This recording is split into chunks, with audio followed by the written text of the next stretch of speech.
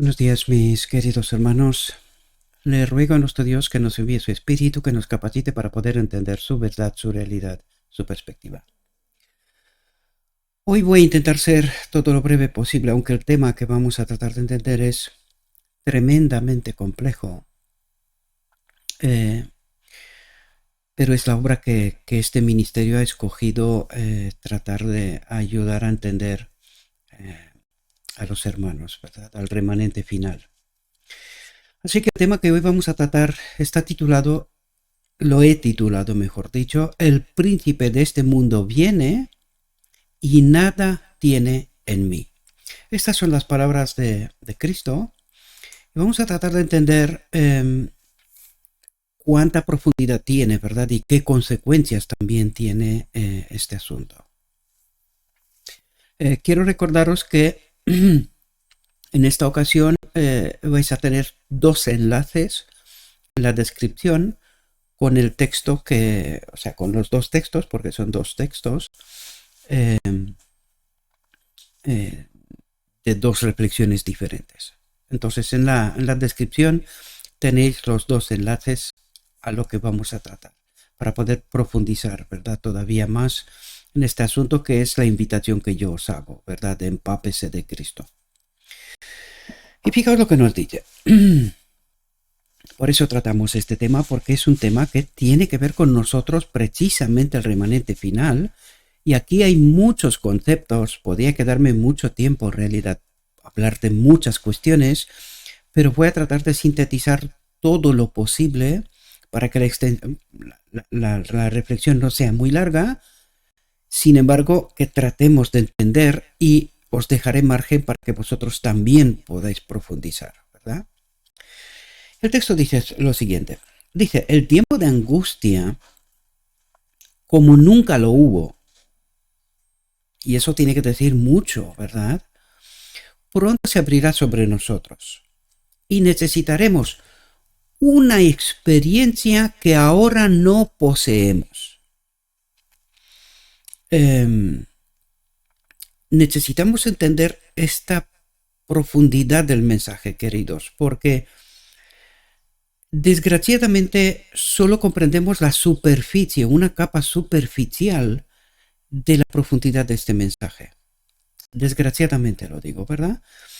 Pero vamos a ver si podemos profundizar un poco más. Lo hemos hecho a lo largo de las casi 600 reflexiones, lo hemos hecho, hemos tratado muchos temas, hemos tratado de explicar este asunto, ¿verdad? Pero para algunos, claro, se le hace como una montaña. Sin embargo, no es imposible. Hemos tratado de explicar, he tratado de compartir de mi espíritu, de mi experiencia con vosotros, para que se pueda entender este asunto. Esta es esa unidad en la verdad, y que no es una teoría de la verdad, sino que es una verdad llevada a la experiencia, y eso es lo que trato de compartir en realidad yo con vosotros. Por eso, algunos de vosotros, que desde mi punto de vista sois campeones, haber seguido casi desde el principio este ministerio, no os resulta para nada complicado comprender, por muy disparatado que pueda resultar el tema o la reflexión que tratemos. Algunos de vosotros que habéis seguido este ministerio desde el principio, no resulta tan complicado comprender lo que trato de explicaros. Pero para todos aquellos que no están desde el principio, no les resultará fácil comprender estas verdades, esta experiencia que yo trato de compartir con vosotros. Y por eso, muchos de vosotros os quedáis con una cierta impresión, con un cierto pensamiento, idea, pero sin llegar a profundizar más allá del momento de la reflexión, ¿verdad? Porque en realidad, todos aquellos que han ido con este ministerio casi desde el principio, casi en todo momento comprenden lo que estoy tratando de decir. Por eso vais a ver que en mi canal muy rara vez la gente hace preguntas, porque todos aquellos que me siguen hace mucho tiempo comprenden, ¿verdad? O sea, tienen el esqueleto y comprenden de lo que trato de decir. Y aquellos que entran nuevos, que no son muchos, desgraciadamente, pues hacen ciertas preguntas en ciertos momentos para poder profundizar un poco más, ganar algo de tiempo, aunque para mí en este asunto no se puede hacer trampas. Eso es lo que el mundo ha intentado hacer, trampas. Y eso es lo que el mismo enemigo está intentando hacer, trampas. Pero no funciona, esto no funciona así. Esto es una experiencia y por eso nos dice, necesitaremos una experiencia que ahora no poseemos y que muchos son demasiado indolentes para obtener. Y cuando tú te lees el texto te das cuenta que hay una obra de preparación, hay algo que nosotros debemos de participar, ¿verdad? Evito decir nosotros tenemos que hacer, porque mis conceptos de ciertas palabras son distintos de los conceptos que vosotros podéis entender. Lo digo en términos generales, nunca trato de insultar a nadie. La realidad es esa. Desgraciadamente, cuando yo me dirijo y utilizo ciertas palabras, mi pensamiento, mi entendimiento es otro y para vosotros resulta distinto, ¿verdad? Pero no es hacer, sino es participar para poder adquirir esta experiencia, ¿verdad? Y es precisamente de lo que vamos a tratar, porque precisamente esta frase me ha motivado, compartí estos textos, suelo hacer esto, comparto algún párrafo antes de hacer la reflexión en el canal de Telegram con los hermanos para poder despertar interés y luego pues voy al texto y trato de detallar el asunto, ¿verdad? Y es precisamente este párrafo que me impulsó por la obra del Espíritu, y ya os lo dije cómo funciona, no voy a hacer hincapié en esto, de hecho lo vais a ver por el texto mismo. El Espíritu me impulsó y dijo, tienes que explicar esto, Gabriel, porque seguramente mucha gente no logra captar toda la esencia de lo que en realidad Dios trata de decirnos, ¿verdad? Y dice, necesitaremos una experiencia que ahora no poseemos y que muchos son demasiado indolentes para obtener. Lo que quiere decir que nosotros necesitamos participar de una obra, ¿verdad? Y dice, a menudo sucede que los problemas son mayores en la anticipación y mucha gente vive con esta sensación, esta falsa apariencia de que todo parece en calma.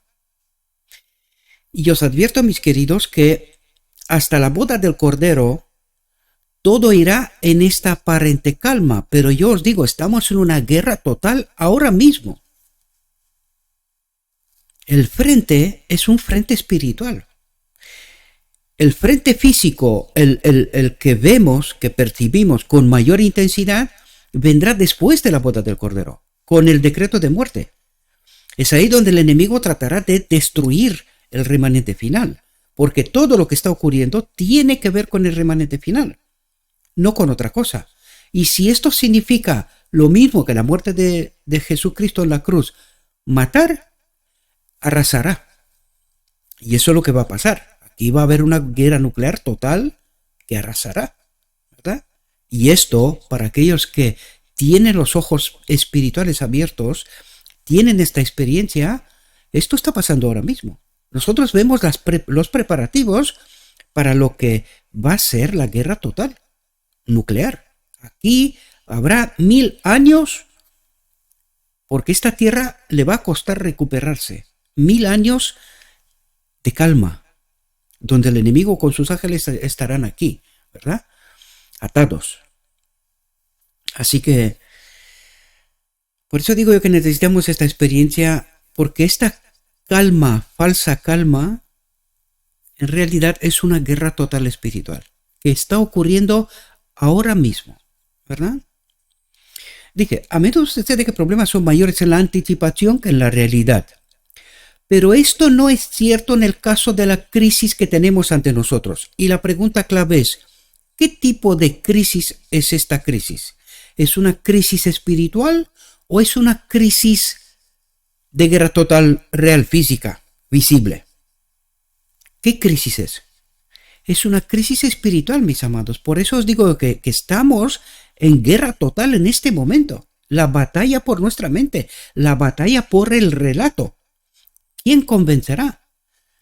Y tal como vimos en las reflexiones pasadas, el enemigo casi ganará la batalla. A excepción de un pequeño remanente que camina por un camino estrecho, muy estrecho, a excepción de este pequeño grupo, todo el mundo irá en pos del enemigo. Porque no comprenden, no tienen esta experiencia y no comprenden esta crisis. Es una crisis espiritual. Y nosotros podemos verla en el marco de la iglesia. Nosotros podemos verlo hace no tantos años para atrás. Había gente que los expulsaban de la iglesia, y me refiero a maestros, ¿verdad? No se atrevían a hacer ciertas declaraciones porque la iglesia tomaba ciertas decisiones. Es decir, había dos grupos. Todavía había un grupo conservador que tenía todavía cierta relevancia. Pero en este momento, la iglesia ha caído, queridos. La iglesia está de lleno en Babilonia. ¿Por qué? Porque vemos que el lado liberal ha tomado las riendas, aunque aparente dice que el presidente de la Conferencia General es conservador. Esto es un tremendo engaño. Esta es una obra de confusión hecha por el mismo enemigo.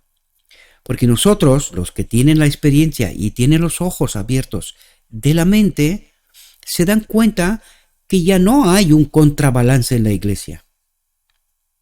Hay un solo lenguaje, una sola dirección, y todo el mundo va en la misma dirección.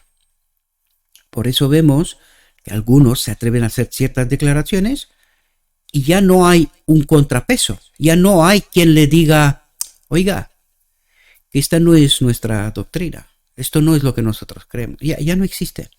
Por eso se atreven a decir lo que están diciendo, ¿verdad? Por tanto, esto no es cierto en el caso de la crisis que tenemos ante nosotros. Dice, la presentación más vivida no puede alcanzar la magnitud de la prueba, porque es espiritual, no es visible.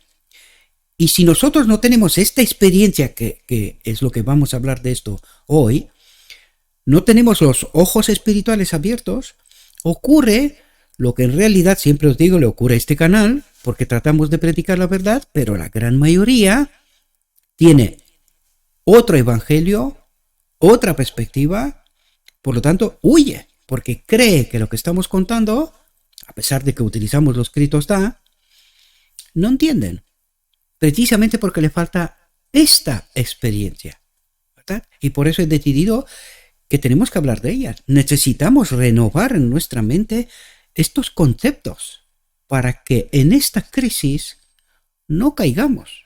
Aun creyendo tener la teoría de la verdad, vais a ver que no sirve de nada. No sirve de nada. Dice, en ese tiempo de prueba, cada alma debe presentarse por sí misma ante Dios. Y aunque en este ministerio trato de compartir de mi aceite, recuerden la parábola de las 10 vírgenes, ¿verdad? Yo comparto de mi aceite. ¿Qué significa esto?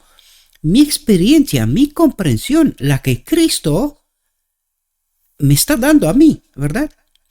Pero yo no debo de ser ninguna especie rara. En realidad esa experiencia hemos de adquirirla todos. Ahora, vosotros sabéis por la profecía que serán pocos, muy pocos, que en realidad lograrán tener esta experiencia. Pero yo me gustaría creer que este ministerio en verdad ha ayudado a transformar vidas y que estas vidas puedan ser partícipes de este pequeño grupo que camina por este camino estrecho y que, mis amados, me encantaría que nos encontremos en el reino. Allí miraremos para atrás, pensaremos, entenderemos cosas que ahora mismo nosotros tenemos esta maravillosa experiencia también desgraciada, porque sabemos que mucha gente se perderá, ¿verdad? Pero nosotros tenemos esta experiencia extraordinaria que muchos de nuestros antepasados querrían experimentar, ¿verdad? Y que estando ahí en el cielo, podemos entender cuando yo trataba de compartir con vosotros de mi aceite, de mi espíritu, de mi experiencia, y que la gran mayoría no me comprendían, ¿verdad? Dice, aunque Noé, Daniel y Job estuvieran en la tierra, vivo yo, dice Jehová el Señor. Nosotros leemos el texto, pero creo que no nos damos cuenta del énfasis que Dios hace para decirnos, queridos, lo que os estoy diciendo ahora mismo es vida o muerte. Y por eso dice, vivo yo, dice Jehová el Señor, que no librarán hijo ni hija, sino que librarán sus propias almas por su justicia. Ahora, la clave es, ¿cuál es su justicia? Y de esto nosotros no paramos de hablar. ¿Qué es esa justicia? Recuerden el mensaje de 1888, Cristo, nuestra justicia. ¿Quién era la justicia de esta gente? Pues de esto tratamos de hablar a continuación. Dice, ahora bien, nos coloca en el tiempo, porque necesitamos entender en qué tiempo estamos. Y dice, ahora bien, mientras nuestro gran sumo sacerdote hace la expiación por nosotros, ¿qué es la expiación? La purificación y la unión con la naturaleza divina por la boda del Cordero. Este es el propósito de la boda del Cordero, la unión de lo divino y lo humano, la restauración del hombre.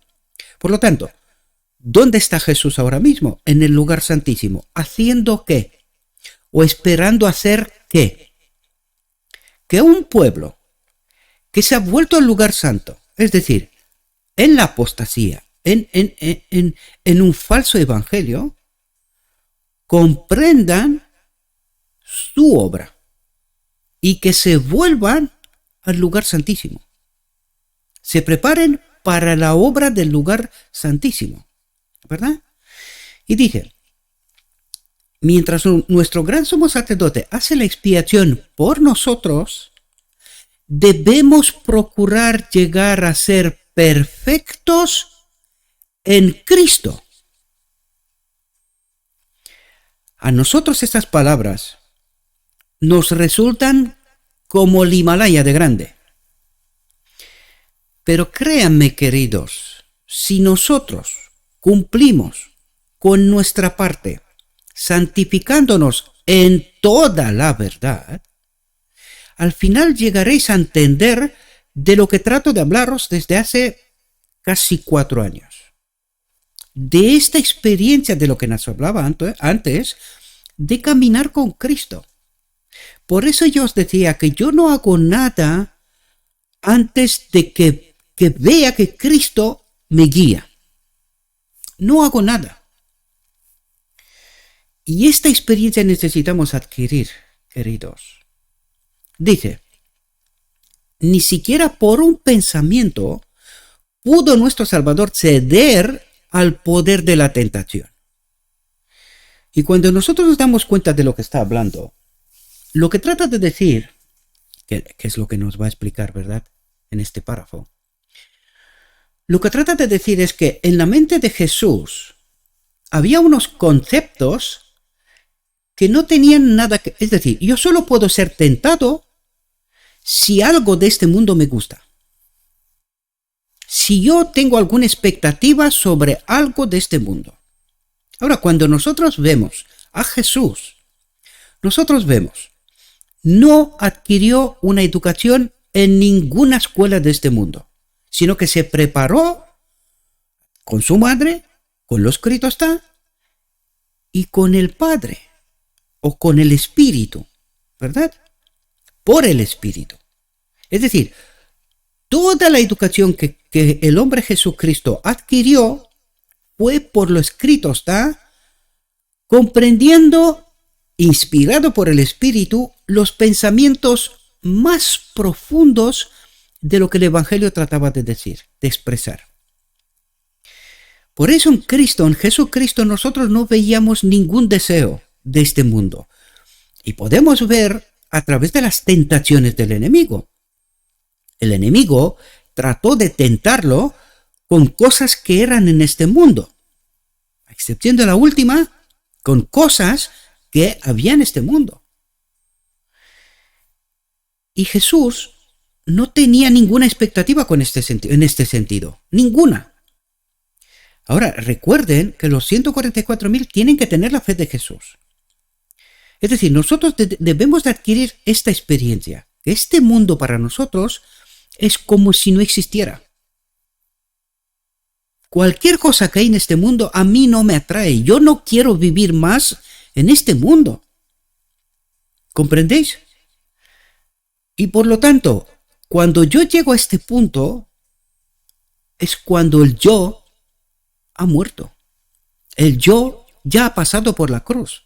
El yo no tiene ninguna expectativa de este mundo. El yo no se esfuerza por este mundo. Es apenas en aquel momento cuando nosotros acudimos al lugar santísimo. Y es cuando Cristo por fin puede tomar el relevo. Es cuando Cristo por fin puede obrar lo que lleva tanto tiempo esperando obrar. Pero necesitamos participar de este proceso, tener esa experiencia, queridos. Y esto es lo que vamos a tratar de entender con cierta profundidad, ¿verdad? Esto es mucho más, créanme, muchísimo más profundo. Lo vais a ver cuando os vais a sentar, después de ver la reflexión, y empezaréis por el Espíritu caminar y que seguramente os hablará. Seguramente. Dice, Satanás encuentra en los corazones humanos algún punto, algún deseo, algo que nosotros queremos de este mundo. Sea mi vanidad, que la gente me conozca, sea que la gente vea qué inteligente, cómo soy yo, atraer la atención sobre mí de alguna manera. O deseos en cuanto a lo material. Esto es lo único que el enemigo puede ofrecernos. Nada más. Y por eso os contaba lo que os contaba antes, ¿verdad? Y dice, Satanás encuentra en los corazones, en la mente humana, algún punto donde puede afianzarse. Es decir, donde puede empezar una obra tranquila, despacito. No va a ser algo que vosotros vais a percibir. No, él construye despacio, pensamiento con pensamiento, deseo con deseo, hasta que lleguéis a un momento donde no hay vuelta atrás. Y dice, se abriga algún deseo pecaminoso. ¿Qué es un deseo pecaminoso?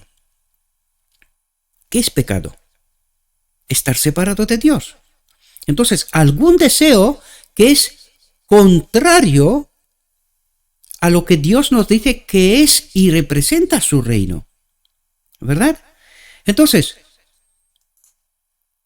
necesitáis entender que el enemigo construye, se afianza. Cuando dice que se afianza, él empieza una obra, construye, pasito a pasito, despacio, nos lleva hacia su terreno. Nos atrae la atención del mundo de Dios, de la gloria de Dios, del Evangelio, de la experiencia del lugar santo. Santifíquese en toda la verdad, y nos lleva a su terreno a traer la atención sobre este mundo. Y aunque nosotros necesitamos vivir y trabajar mientras se reúne el remanente final, ¿verdad? Y mientras Cristo puede hacer la obra del día de la expiación, unirnos con su espíritu, con la naturaleza divina, ¿verdad? Hasta que este grupo pequeño se forme, nosotros tenemos, los que entendemos, me voy a utilizar a mí, me vais a perdonar, ¿verdad? Nosotros tenemos que vivir en este mundo. Entonces, algo tenemos que hacer, sin salirnos del marco del Evangelio, sin tratar de mentir, sin tratar de engañar. Y por eso nos dice, este camino es estrecho. Para mucha gente esto resulta una locura. Pero esto resulta que la mentira y el engaño en mi mente no tiene lugar. Ya ni siquiera decirlos, llevarlo a la práctica. Porque eso precisamente es eso lo que el enemigo trata de hacer. Bueno, por una pequeña mentirijilla, pues no pasa nada. Oye, poniendo aquí algunos números, tal, pues, no pasa nada. ¿Sobre qué se afianza el enemigo? Pues esta es la obra, queridos. Sutilmente lo está haciendo. Está ocupando un lugar al cual nosotros le permitimos que entre. Por eso el camino del grupo pequeño es muy estrecho, mis amados. El deseo al dinero, a la fama, a la vanidad, a la vanagloria personal, a lo material, todas esas cosas en Jesús no existían. Y el remanente final tiene que llegar a tener esta fe de Jesús. Hasta que no lleguemos a este punto, nosotros estamos faltos de esta experiencia. Y el enemigo nos engañará. Nos engañará, mis amados. Dice, se abriga algún deseo pecaminoso por medio del cual sus tentaciones afirman, ¿ante quién? Ante Dios, su poder. ¿Por qué no puede hacer Jesucristo o Dios la obra del día de la expiación? Porque el enemigo nos reclama. ¿Y cómo nos reclama? Por esos deseos, por esas tentaciones hacia su mundo. Entonces él dice, míralo, mira su vida, mira lo que está haciendo. Él no vive bajo la ley del amor abnegado. Él no vive sirviéndote a ti. Él no vive confiando plenamente en ti. No, él vive con las normas de este mundo. Entonces, me pertenece a mí. Tú no puedes hacer nada. En justicia me pertenece a mí. Él se guía por lo que yo le digo. Y por eso nosotros necesitamos entender que esta batalla espiritual es mucho más tremenda de lo que nosotros podemos pensar. Y para mucha gente, lo que yo acabo de deciros es locura. Y es justamente lo que el Evangelio dice. Para el mundo, esto es locura. ¿Por qué es locura? Pues claro, porque las normas de este mundo son la ley del egoísmo. Es mío, me lo merezco, vanidad, yo sé, yo tengo título, yo... ¿Entendéis por qué es locura? Dice, pero Cristo declaró de sí mismo, el príncipe de este mundo viene y nada tiene en mí. No hay nada que él me pueda ofrecer y que yo quiera ni siquiera plantearme el pensamiento de ir en esa dirección. No tiene nada en mí. ¿Verdad? Dice, Satanás no podía encontrar nada en el Hijo de Dios que le permitiera obtener la victoria. Había guardado los mandamientos de su Padre. ¿Y esto qué significa, mis amados? Que Jesús pasó el proceso de la santificación en toda la verdad. Por eso vemos en el desierto de la tentación que Jesús utiliza exclusivamente escrito está. Y el enemigo no puede hacerle nada. ¿Por qué? Porque lo escrito está es otra plataforma que es la del reino de Dios y que no tiene en absoluto nada que ver con este mundo. Por lo tanto, el enemigo no había nada que le podía ofrecer o agarrarlo, afianzarse, siquiera en algún pensamiento. Y por eso Jesús lo venció. Porque Jesús vivía bajo la plataforma del reino de Dios. Escrito está. Él había entendido hasta lo más profundo del Evangelio, los propósitos, hacia dónde apunta todo. Al final todo el Evangelio es sintetizado, es Cristo, su Espíritu, la omnipresencia del hombre Jesucristo, es nuestra justicia, es ese poder, ese don que Él nos ha hecho en la encarnación, su propia vida. Él comparte aquella vida con todos nosotros y también estaba en Él. Y esta es la experiencia que nosotros necesitamos entender a través del proceso de la santificación. Santifíquese en la verdad. Mi palabra es verdad, ¿verdad? En toda esa verdad.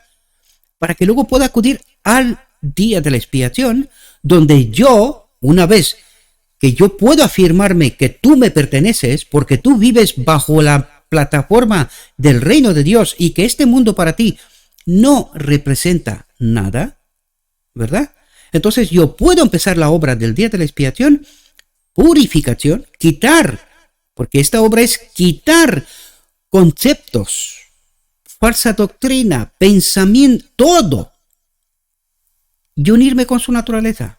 Y todo esto se hará en un cerrar y abrir de ojos. Esto es una recreación. Eso es lo que nos dice la palabra inspirada. Es una nueva humanidad, una recreación, un grupo de personas, de gente que no tiene lo mismo que Jesús. Este mundo no representa nada. Recuerden la experiencia de la... Dije que va a ser rápido, pero lo siento. Recuerden, es que esto es tan profundo porque hay muchas cosas y conceptos que entender. Recuerden que en una de las visiones la sierva fue llevada al cielo. Y no quería volver. O sea, cuando gustó de aquello, de aquella plataforma que representa el reino de Dios, no quería volver. ¿Y qué le dijo Dios? Jesús, ¿qué le dijo? Si tú no vuelves, esta gente no será salva. Tienes que volver. Tienes que volver. Y con mucha pena volvió. Con mucha pena se fue al descanso, queridos, mirando a este pueblo que debería de haber sido el pueblo final y dándose cuenta que esto no va a ser así, ni mucho menos. Sigamos. Dice, había guardado los mandamientos de su padre y no había en él pecado. El pecado es estar separado de Dios. Entonces, él no estaba separado de Dios. Por eso, él había experimentado esta recreación, por eso él es el modelo. Dios nos trajo un hombre y nos dijo, ¿queréis ser como él? Seguidle. Esta es la idea, sintetizada al máximo. ¿Queréis ser como Jesucristo? Seguidle. Mírenlo con atención, escúchenlo con atención y entenderéis qué significa nacer de nuevo. Enseguida hablaremos de esto también, ¿verdad? Esta experiencia. ¿Os gusta?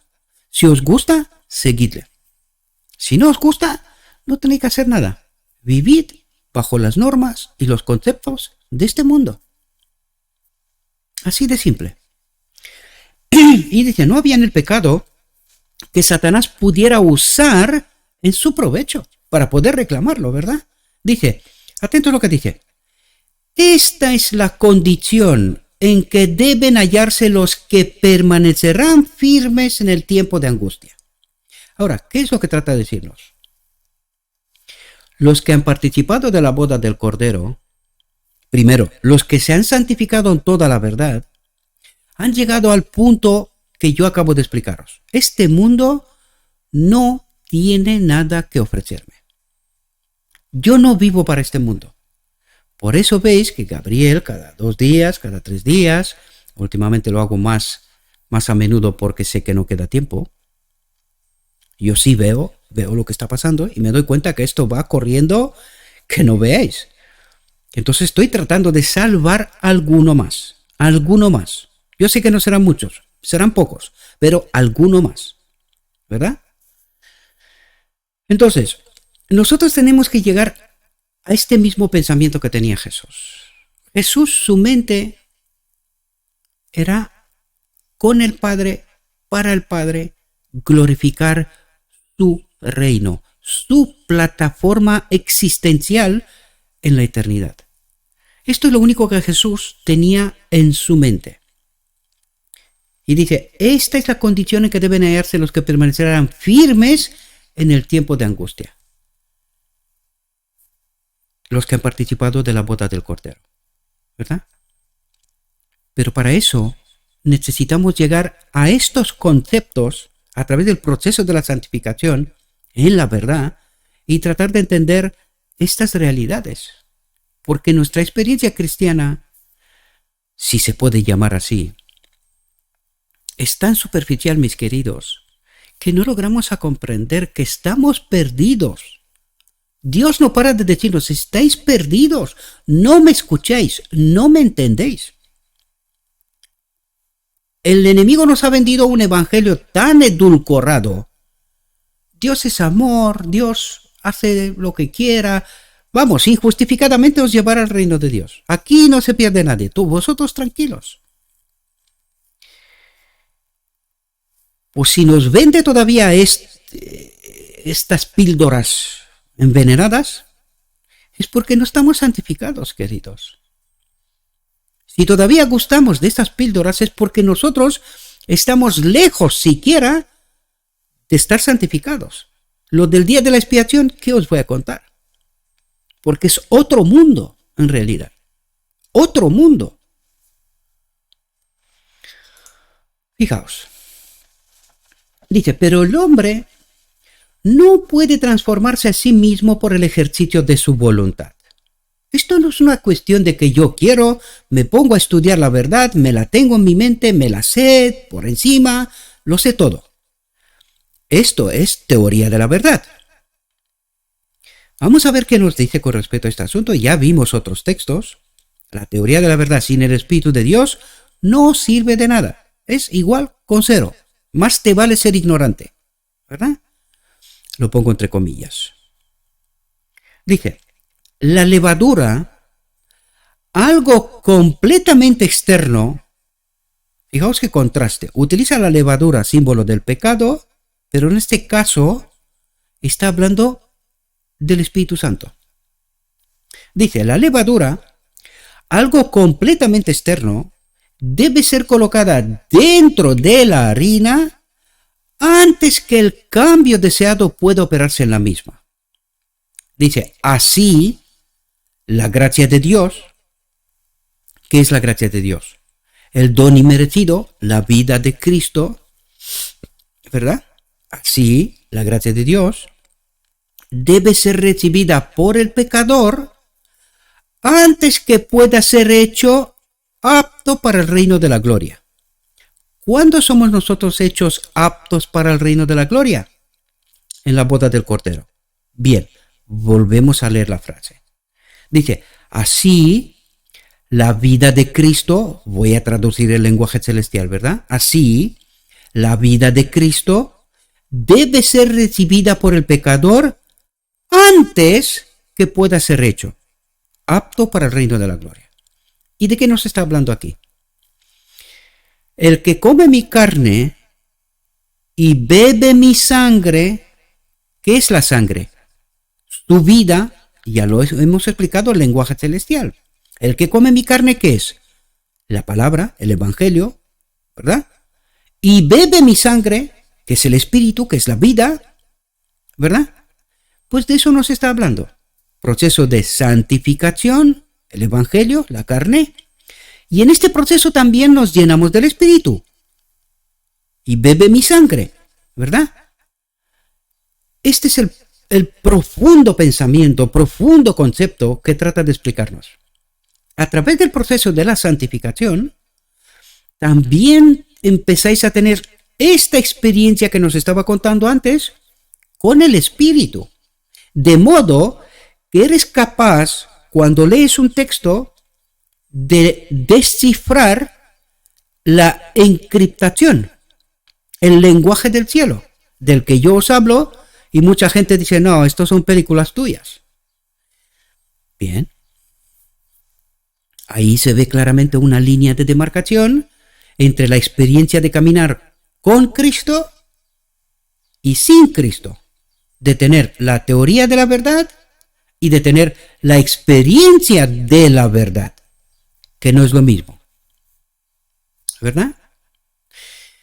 Dice, así la gracia de Dios debe ser recibida por el pecador antes que pueda ser hecho apto para el reino de gloria. Fijaos lo que dice. Toda la cultura. ¿Cuánta? Toda. Toda la cultura y la educación que el mundo puede dar. ¿De qué nos está hablando? De una plataforma, de unos conceptos de este mundo. Es decir, del enemigo. ¿Quién es el príncipe de este mundo? ¿Quién dice a este mundo cómo, qué, cuándo y de qué manera se tiene que hacer? Mucha gente vive con la idea que es Dios el que dirige este mundo. No, Dios solo nos protege de no matarnos, de desaparecer. Pero el que actúa en este mundo le pertenece todavía, porque le dio tiempo y oportunidad de demostrar cómo funcionaría este mundo sin la presencia de Dios. Esto es lo que se le prometió al enemigo. Por eso los 6.000 años. Por eso nosotros caminamos bajo los conceptos de ¿quién? La educación de este mundo. Y ahí es cuando deberíamos de entender. Todos aquellos que tienen títulos, doctorados y tal, ¿dónde los obtuvieron? ¿En el reino de Dios con Cristo?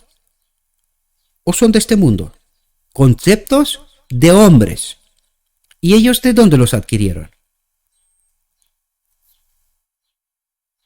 Es profundo, ¿verdad? Por eso nos dice lo que nos dice.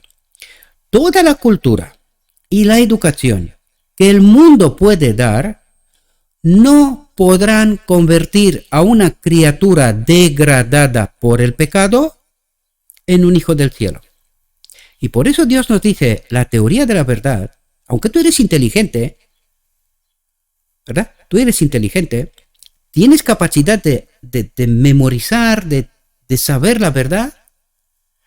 Sin mi espíritu no serás capaz de entender el modelo celestial, la plataforma celestial, el marco en el cual se desarrolla la eternidad. Lo único que podrás hacer es desarrollarlo bajo el marco, la plataforma de este mundo, de la educación de este mundo. ¿Y por qué se salva un grupo pequeño? Porque este grupo pequeño camina por un camino estrecho que el mundo dice, estáis locos. Estáis locos. Esto no funciona así. ¿Y por qué lo dicen? Basándose en la educación en este mundo, con los conceptos y el marco de la verdad de este mundo. Dice, la energía renovadora debe venir de Dios. Y esta es esta experiencia que nos habla y que a nosotros nos falta. Dice, el cambio puede ser efectuado solo por el Espíritu Santo. Y ahora la pregunta clave es, ¿hemos caminado con Dios permitiéndole a Él que me lleve a unos conceptos y unos pensamientos mucho más altos de lo que este mundo puede ofrecerme? ¿Por qué el éxito de este ministerio es como es?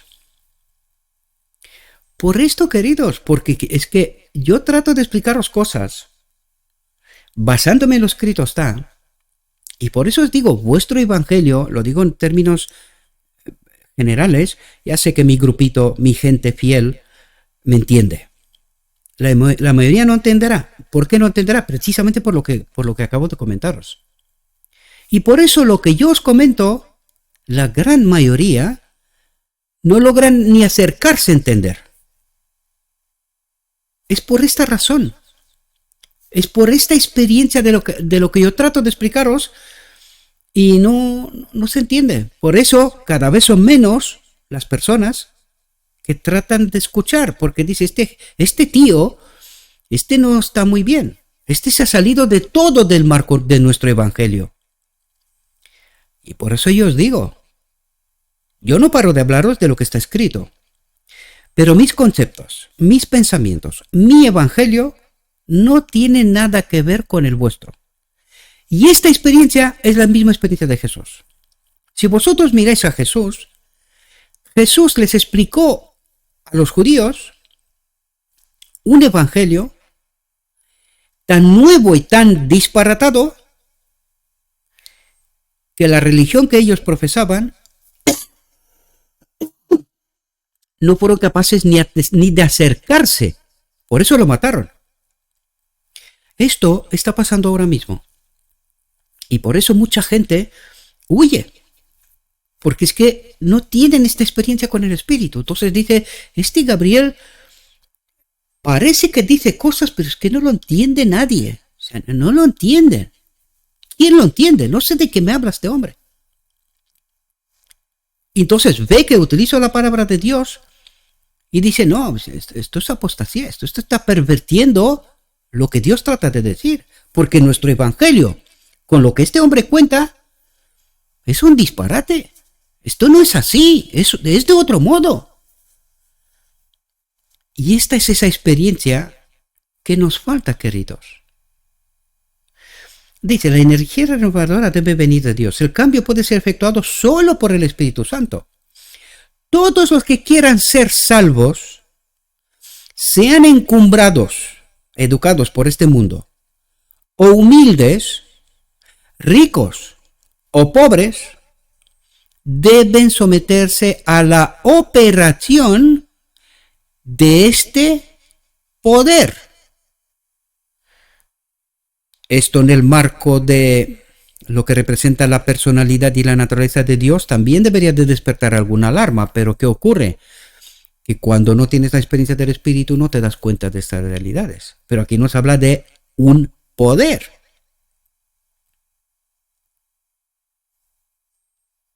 No sé si lográis daros cuenta, ¿verdad? Seguramente que algunos sí. Los que caminéis conmigo entenderéis, estoy seguro.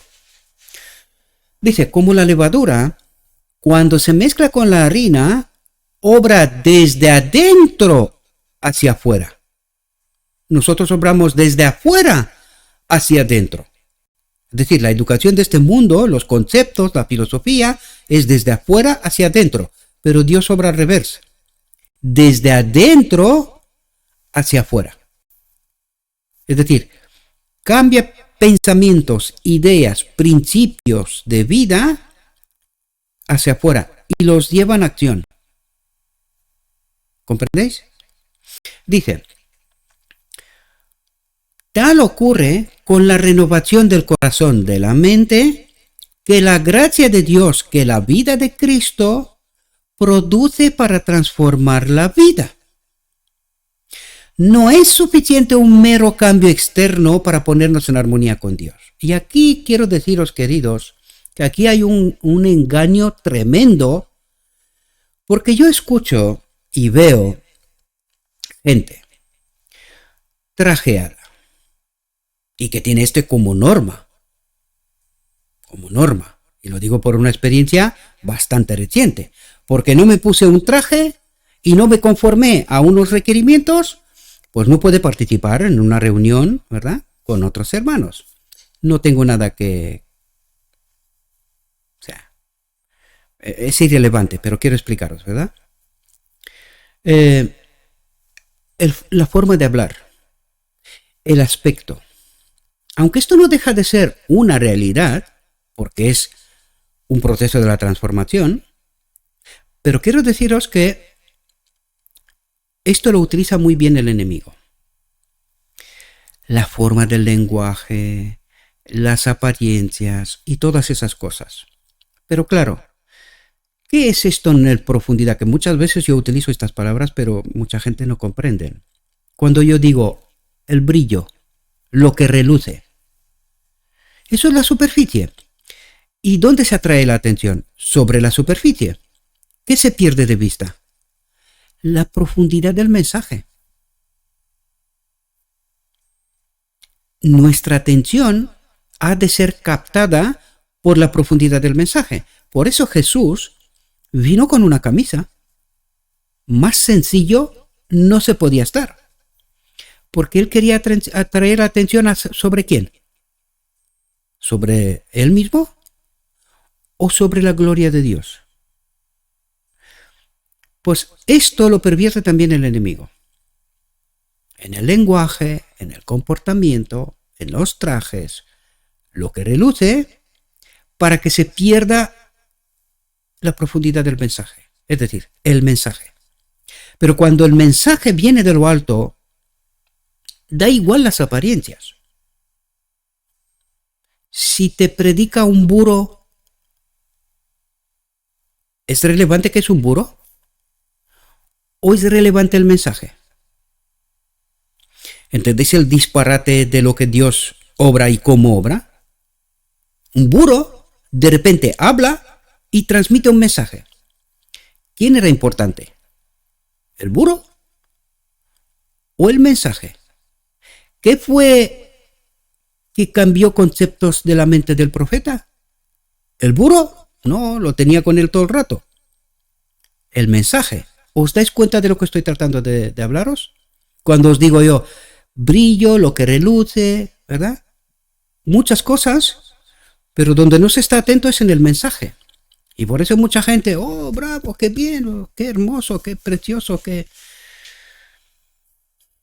Superficie, formas, vacío de contenido. Ese es el problema. Dije, no es suficiente un mero cambio externo para ponernos en armonía con Dios. Hay muchos que tratan de reformarlo corrigiendo este o aquel mal hábito y esperan llegar a ser cristianos de esta manera. Pero ellos están comenzando en un lugar erróneo. Y fijaos lo que dice.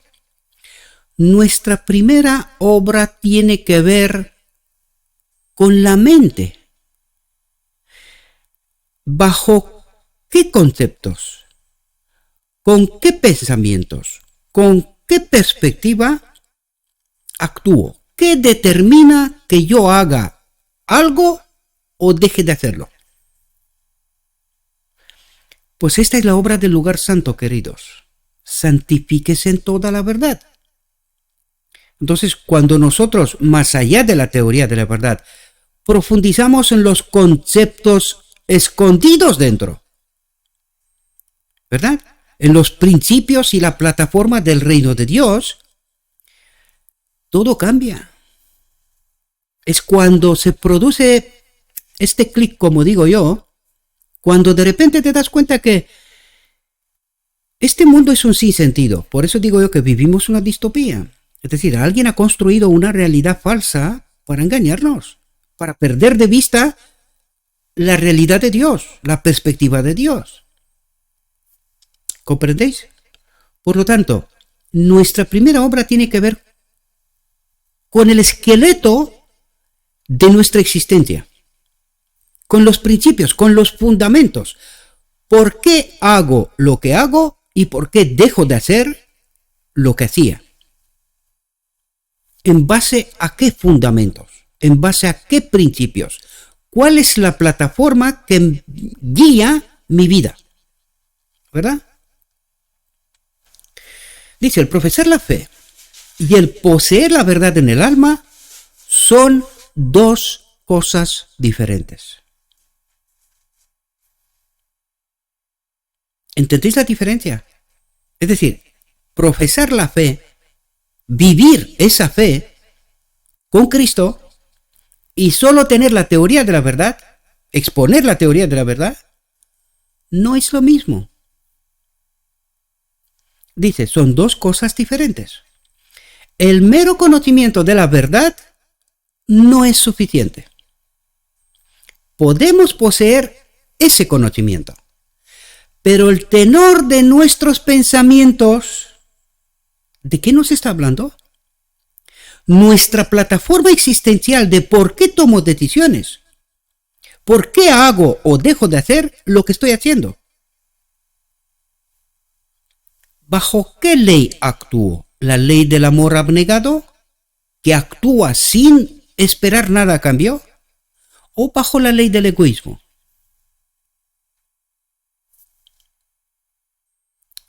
Y de esto nos está hablando. ¿Cuál es la plataforma de tu pensamiento, tu plataforma existencial? ¿Por qué vives? ¿Porque esperas algo a cambio? ¿O actúas porque ya vives esta plataforma existencial que anhelas? Bajo el amor abnegado. Hay necesidad, actúo. Pero no actúo porque necesito algo a cambio. Son dos conceptos distintos. Totalmente distintos. Y que por supuesto el enemigo los ha confundido también. Por eso no resulta fácil entenderlos, ¿verdad? Dice, pero el tenor de nuestros pensamientos puede seguir siendo el mismo. ¿El mismo de qué? De este mundo, bajo la educación y la perspectiva de este mundo. El enemigo, desde el trono del lugar santo, utiliza la Biblia. Utiliza la palabra de Dios para presentarnos su perspectiva, su plataforma, su forma existencial de este mundo. Y que no deja de ser una distopía, ya os lo conté, ¿verdad? Dice, el corazón debe ser convertido y santificado. ¿Cuándo ocurre esto? Es un proceso en el lugar santo, por eso vemos al Espíritu Santo, está en el santuario, ¿verdad? Entonces, el Espíritu Santo en esta santificación en la verdad nos acompaña, porque sin él, imposible. Eso es lo que trata de explicarnos. Pero una vez que tenemos esa experiencia, ya podemos participar del día de la expiación, de la purificación y restauración. Y eso los trata de decir. Nuestra mente debe ser convertida y santificada antes de poder acudir al día de la expiación. Y sin este proceso, nosotros no le pertenecemos a Cristo. Por eso Cristo dice, nosotros hicimos en tu nombre aquello, lo otro, y Jesús dice, no te conozco. ¿Con quién te has santificado tú? ¿Cuál es la plataforma que construiste en tu mente? ¿Has caminado conmigo? ¿O no? Esto es mucho más profundo, pero claro, se me va el tiempo, ¿verdad? Se me va el tiempo. Dice, el hombre que trata de guardar los mandamientos de Dios solamente por un sentido de obligación, porque se le exige que lo haga, nunca entrará en el gozo de la obediencia. Y ahora, una vez que hemos leído este párrafo, este texto, esta frase, y nos vamos a Sinaí, ¿qué pasó en Sinaí? Cuando entiendes este concepto y tú ves a Dios que le manda al pueblo a través de Moisés, les manda las tablas de la ley. ¿Qué quería Dios hacer? Si dice, el hombre que trata de guardar los mandamientos de Dios solamente por un sentido de obligación, ¿qué dijo el pueblo? Haremos lo que tú nos exiges. ¿Eso es lo que quería Dios? Porque se le exige que lo haga, nunca entrará en el gozo de la obediencia. ¿Qué pasó? Pues recuerden la historia, acto seguido se fueron a apostasía. Dice, cuando los requerimientos de Dios son considerados como una carga porque se oponen a la inclinación humana, podemos saber que la vida no es una vida cristiana. ¿Qué propósito tenían las tablas de la ley presentadas ante el pueblo?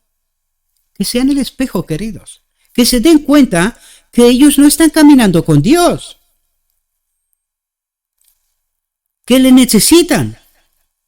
Pero en cambio, ¿qué dijo el pueblo? No, nosotros haremos lo que nos has pedido. Y eso es lo que quería Dios.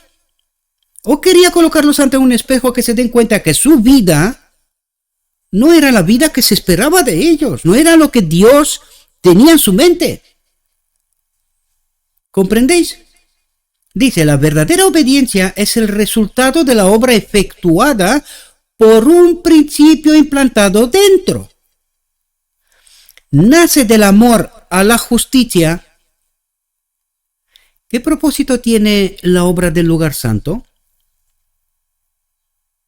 Comprender precisamente esta realidad, queridos. Y una vez que entendemos esta realidad, decir, Señor, ahora te entiendo.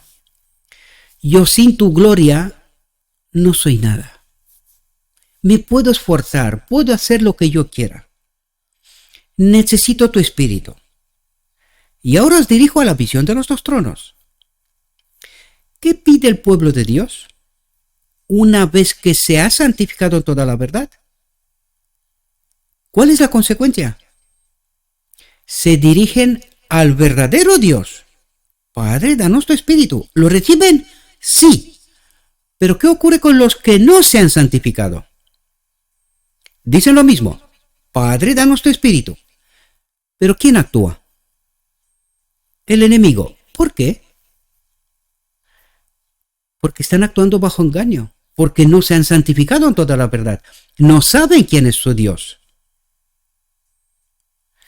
Aquí hay conceptos muy elevados, pero ya hemos tratado en reflexiones anteriores y espero que os deis cuenta de lo que os estoy hablando. ¿Entendéis en qué consiste la diferencia? Nosotros no podemos participar del día de la expiación sin habernos santificados en toda la verdad primero, para que podamos entender a cuál de esos dos dioses estamos adorando. Y esta es la experiencia de Elías en Carmel. El pueblo creía adorar a Dios, pero estaban adorando a un falso Dios. Por eso Elías dice, Señor, he quedado solo yo. De verdad no hay nadie que entienda la realidad. Y por eso a veces os comento yo esto, lo entrecomillo, ¿verdad? Ya lo sé que no soy solo yo. Pero ¿cuál de los maestros os presenta estas realidades? Y no lo digo por vanidad ni para destacar entre nadie, no es eso, no. Quiero que os deis cuenta con qué espíritu caminamos. Lo digo en términos generales. ¿Con qué espíritu caminamos? De no somos capaces de entender las realidades desde la perspectiva divina. No solo que no somos capaces de entenderla, sino que tomar el toro por los cuernos y decir, me da igual que me van a escuchar 3. Yo a estos 3 los llevo al trono de la gracia. A estos 3 yo les predicaré el verdadero evangelio. Que 3.000 millones lo rechazarán. Es su problema. Es su elección. Ahí yo no puedo ni debo hacer nada. No, mi deber es presentar la verdad. ¿Cuál es vuestro deber? Filtros. Filtros. Necesitáis entender de qué espíritu os alimentáis. Es así de sencillo. Punto. Y no trato de destacarme a mí frente a otros. No es eso. No es eso. Lo que trato de deciros, cuál es la plataforma de la cual os alimentáis. Es así de sencillo. Os lleva a Cristo. Si os lleva de verdad a Cristo y cuando al Padre le pedís el Espíritu lo recibiréis, entonces no hace falta explicarme yo tanta cosa, porque vosotros mismos debéis de experimentar esto.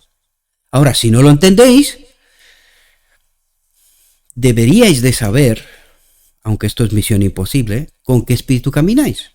Si de verdad os daríais cuenta, cambiaréis de rumbo. Pero ya os lo digo, una vez metidos en la oscuridad, ¿quién nos sacará de ahí? Se acabó. Se acabó, literalmente. Dice, la verdadera obediencia es el resultado de la obra efectuada por un principio implantado dentro. Nace del amor a la justicia, el amor a la ley de Dios. La esencia de toda justicia es la lealtad a nuestro Redentor. ¿Bajo qué plataforma de principios vivimos? Esa plataforma nos deja transigir con el pecado, con lo que no está escrito, con lo que no es la voluntad de Dios. Nos permite hacerlo, aunque sea un poquito. Poquito, tampoco es para tanto. Poquito. Nos permite. Si esta plataforma nos permite, entonces estamos en la misma posición que Adán en Edén. Poquita cosa, tampoco fue para tanto. 6.000 años de historia de desgracia. Si esta es vuestra plataforma, estáis perdidos, mis amados. Os falta esta experiencia que Dios nos habla. Dice, esto nos inducirá a hacer lo bueno porque es bueno, porque el hacer el bien agrada a Dios. ¿Bajo qué plataforma vivimos, existimos, actuamos? ¿Qué motiva lo que hago o dejo de hacer? ¿La ley de Dios o la ley del egoísmo? ¿La ley del amor abnegado o la ley del egoísmo? La ley del egoísmo quiere algo a cambio. La ley de amor actúa sin pedir nada a cambio. Espero que entendáis bien los conceptos. Bien. Dice, la gran verdad de la conversión del corazón por el Espíritu Santo. ¿Cuál es la obra del sumo sacerdote en el día de la expiación? La gran verdad de la conversión de la mente por el Espíritu Santo es presentada en las palabras que Cristo dirigiera a Nicodemo. De cierto te digo que el que no naciere otra vez. ¿Y de qué le está hablando aquí Jesús a Nicodemo? ¿De dónde había nacido Nicodemo? ¿Bajo qué plataforma? ¿Dónde había adquirido su educación? ¿Bajo qué principios actuaba? Pues Jesús le dice, es la experiencia de Saulo, Pablo después, ¿verdad? Yo era fariseo de fariseos, era entre los mejor preparados. Todo aquello lo considero como basura. Y he vuelto a nacer de nuevo caminando con Cristo. Y de repente te das cuenta que el Pablo después de Saulo es otro hombre. No lo creían ni aquellos que supuestamente seguían a Cristo, que seguían a Cristo. ¿Verdad? La iglesia primitiva, quiero decir. No lo creían. Este que nos perseguía y nos mataba, ahora dice que está obrando con nosotros, que es un discípulo de Cristo. ¿Le costó a Pablo convencerlos? Sí, pero ni siquiera lo intentó. Se fue a los gentiles, por eso lo llaman el apóstol de los gentiles, porque a los judíos no santificados no eran capaces de ver a Cristo en él, ¿verdad? Dice, de cierto te digo que el que no naciere otra vez no puede ver el reino de Dios. El que vive bajo la plataforma de este mundo jamás se adaptará ni le gustará el reino de Dios. Jamás. Lo que es nacido de la carne, ¿qué es nacido de la carne? ¿Bajo qué conceptos, educación, plataforma vivimos nosotros? La carne. Nosotros somos la carne, pero sin el espíritu. ¿Cuándo tendremos el espíritu? En la boda del Cordero. Ahí la naturaleza divina y humana se unen. Antes no. Por lo tanto, hasta que nosotros no entendamos cuál es nuestra mayor necesidad, la naturaleza divina, la vida de Cristo ofrecida en la encarnación, el don inmerecido, hasta que nosotros no entendamos esta realidad, nosotros todavía vivimos aquí, en la plataforma de este mundo. Dice, y lo que es nacido del Espíritu, Espíritu es. ¿Qué era Adán? Espíritu. No sé si entendéis lo que está diciendo. No te maravilles de que te dije, os es necesario nacer otra vez. ¿Y qué es lo que hace Jesús en el lugar santísimo? Una nueva recreación, una nueva humanidad. ¿Comprendéis? El viento de donde quiere sopla y oye su sonido, mas no sabe de dónde viene ni a dónde vaya. Así es todo aquel que es nacido del Espíritu. Y por eso mucha gente no comprende la obra de este ministerio. Porque necesitamos esta experiencia con el Espíritu para poder captar las migas de pan que nos llevan al lugar santísimo, a la boda del Cordero. Lo que este ministerio trata de predicar desde hace tanto tiempo y que por desgracia tan incomprendido es. Hasta aquí, mis queridos hermanos, dijo mi guía, todavía hay mucha luz que debe brillar de la ley de Dios y del Evangelio de la Justicia. Este mensaje, entendido en su verdadero carácter y proclamado en el Espíritu, crecerá hasta alcanzar una importancia tan grande como apenas soñáis, y iluminará la tierra con su gloria. Le ruego a nuestro Dios, mis queridos hermanos, que nos envíe su Espíritu, que nos ayude a entender su realidad, que haga en nosotros una nueva creación, ¿verdad? Que ponga su Espíritu en nosotros y que nos lleve consigo en la promesa, en su reino. Os deseo, mis queridos hermanos, que tengáis un próspero día. En todo lo que os he dicho, os lo he dicho en nombre de Cristo Jesús. Amén.